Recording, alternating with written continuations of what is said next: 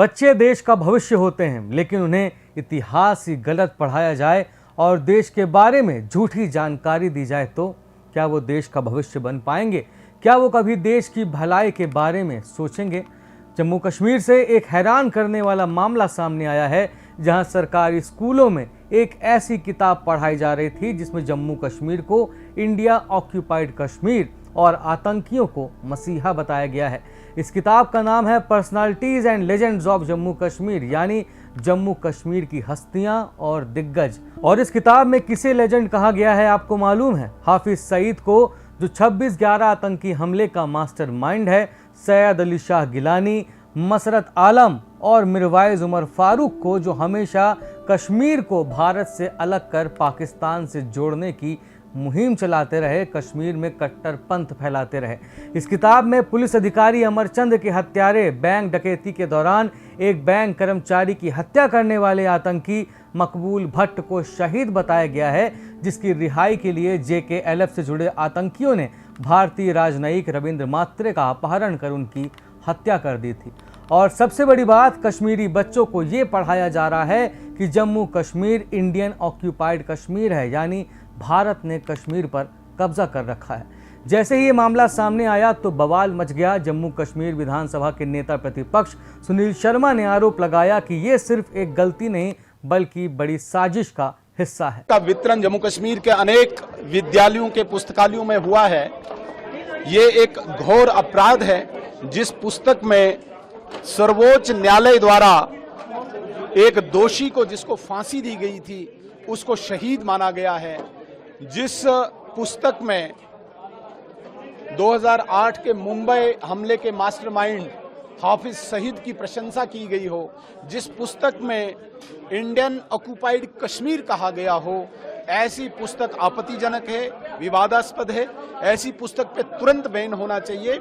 और जो भी इसमें दोषी ठहराए जाएंगे, चाहे वो लेखक है, चाहे वो प्रकाशक है, चाहे वो विशेषज्ञों की टीम है, और विशेषकर मैं ये मांग करना चाहूंगा कि शिक्षा मंत्री तक इसमें जांच होनी चाहिए। इवन जो सरकार का मुखिया है, सरकार का मुखिया का ये दायित्व बनता है कि शिक्षा मंत्री को तुरंत सेक आउट किया जाना चाहिए। डेफिनेटली इसमें कोई शक नहीं है, इसमें कोई शक नहीं है। एक बहुत बड़ी कंस्पायरेसी है, पाक प्रायोजित आतंकवाद, अलगाववाद, जो कभी यहाँ पे डिस्कोर्स क्रिएट करता था, ऐसे डिस्कोर्स को पुनः यहाँ पे खड़ा करके एक कंस्पायरेसी के तहत जम्मू कश्मीर के नौजवानों को इस पुस्तक के द्वारा वो जहर भरने की कोशिश की गई है, जो बहुत घोर अपराध है। सर, नेशनल कॉन्फ्रेंस की सरकार है, आपको क्या लगता है, क्या डिमांड है? देखिए, नेशनल कॉन्फ्रेंस की एक हिस्ट्री रही है। उन्होंने हमेशा मेन स्ट्रीम पॉलिटिकल पार्टी बनके अलगाववादियों का संरक्षण किया, आतंकवादियों का समर्थन किया है। और आज भी हमें कोई इसमें शक नहीं है कि नेशनल कॉन्फ्रेंस की सरकार सर से पांव तक इसमें इन्वॉल्व है। क्या एक्शन डिमांड क्या? मैं डिमांड सबसे पहले करता हूं कि सरकार का मुखिया तुरंत शिक्षा मंत्री को सेक आउट करे। संवैधानिक संस्थाएं और जितनी भी जांच एजेंसीज हैं, वो सारी एजेंसीज, चाहे इसमें लेखक हैं, प्रकाशक हैं, चाहे इसमें विशेषज्ञों की समिति है या शिक्षा मंत्री हैं, उनसे जांच करके इसमें दोषियों को बाहर निकाल के सजा दी जानी चाहिए। इस मामले में जम्मू कश्मीर के पूर्व DGP SP वैद ने भी किताब को लेकर सवाल उठाए और इसे बैन करने की मांग उठाई। उन्होंने कहा कि इस किताब में पाकिस्तान की भाषा बोली गई है। मेरे लिए तो शर्म की बात है कि मेरा नाम मसरत आलम और मकबूल भट्ट के साथ है, क्योंकि मसरत आलम मेरे जब DG प्रिजन्स था तो मेरा डिटेनी था। तो एनीवे, अपनी बात छोड़िए।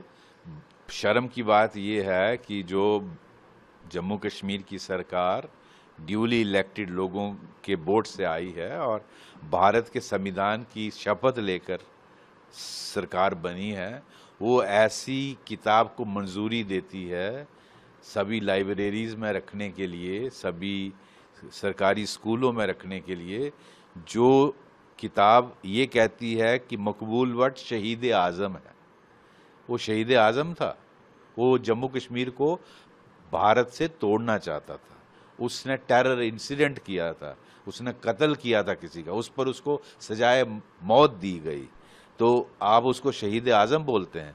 आप बात करते हैं मसरत आलम, सैयद अली शाह गिलानी, शबीर शाह, ये लोग पाकिस्तान आईएसआई और पाकिस्तान एस्टैब्लिशमेंट के एजेंडा चलाने वाले, ये उनके माउथपीस थे। यहाँ ये भारत के से जम्मू कश्मीर को इलादा करना चाहते थे, यहाँ के बच्चों को रेडिकलाइज करते, पत्थरबाजी करवाते थे। तो अब आप उनको लीजेंड बताकर ये दिखा रहे हो कि आने वाले जनरेशन को भी लीजेंड बनना हो तो इनकी तरह काम किया जाए। उनको भी मसरत आलम बनना चाहिए, सैयद अली शाह गिलानी और शबीर शाह बनना चाहिए। तो आप अच्छा, उसमें लिखा है कि मीरवाइस उमर फारूक जो है वो लास्ट होप है कश्मीर की, या क्या ये जम्मू कश्मीर का सेंटिमेंट है? ये कश्मीर की, जम्मू कश्मीर की लास्ट होप है वो। तो कैसे इस सरकार ने इसको अप्रूव किया? और ये आप पाकिस्तान एस्टैब्लिशमेंट का एजेंडा चला रहे हो और आप ये दिखाते हो कि भारत यहाँ ऑक्युपायर है, it is Indian occupied Kashmir. भाई इंडिया का तो प्रॉपर वो एक्सेशन हुआ था, ऑक्युपायर तो पाकिस्तान की फौज है। आप पीओजेके के लोगों से पूछिए ना, जो पिछले 15 दिन से गोलियां खा रहे हैं, कि ऑक्युपायर कौन है, इंडियन ऑक्युपाइड कश्मीर है या पीओजेके है।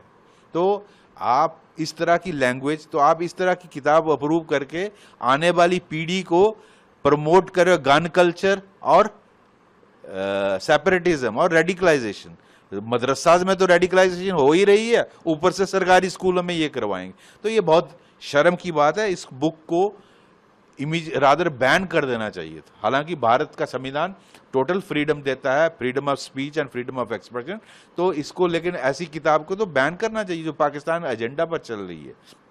और इसको, ये जो ऑर्डर है जिसने लाइब्रेरी सभी कॉलेजेस स्कूलों में भेजा है, उसको विड्रॉ करना चाहिए और सरकार को माफी मांगनी चाहिए। इस मामले में जम्मू कश्मीर के एलजी मनोज सिन्हा ने तुरंत एक्शन लेते हुए जांच के आदेश जारी कर दिए और किताबों को स्कूल की लाइब्रेरी से वापस मंगवाने का भी निर्देश दे दिया और 8 अधिकारियों को सस्पेंड कर दिया। पता चला है कि इस किताब को हिलाल अहमद और संतोष मीणा ने ओबराय बुक सर्विस से प्रकाशित करवाया है। विवाद के बाद लेखकों और पब्लिशर्स को बैन कर दिया गया है और उन्हें ब्लैक लिस्ट भी कर दिया गया है।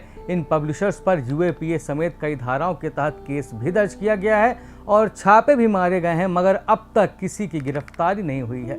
लेकिन सवाल सिर्फ कार्रवाई का नहीं है, सवाल ये है कि आखिर इस किताब को मंजूरी कैसे मिल गई और इसे सरकारी स्कूलों की लाइब्रेरी तक कैसे पहुंचाया गया। इस मामले में उमर अब्दुल्ला की सरकार और शिक्षा मंत्री कटघरे के दायरे में आ गए हैं। अगर समय रहते ये मामला सामने नहीं आया होता तो न जाने कितने बच्चे इसे इतिहास और सच समझकर पढ़ रहे होते, और बच्चे वही सीखते हैं जो उन्हें किताबों में पढ़ाया जाता है। ऐसे में सवाल उठता है कि वो कौन लोग हैं जो जम्मू कश्मीर के भविष्य को देश से जोड़ने के बजाय भ्रम और अलगाववाद की सोच के साथ तैयार करना चाहते हैं। क्या यह सिर्फ एक भूल थी या एक बड़ी साजिश? इस मामले में हमें अपनी राय कमेंट बॉक्स में ज़रूर दें और ऐसी ही खबरों के लिए शब्द साची चैनल को सब्सक्राइब करना ना भूलें। धन्यवाद।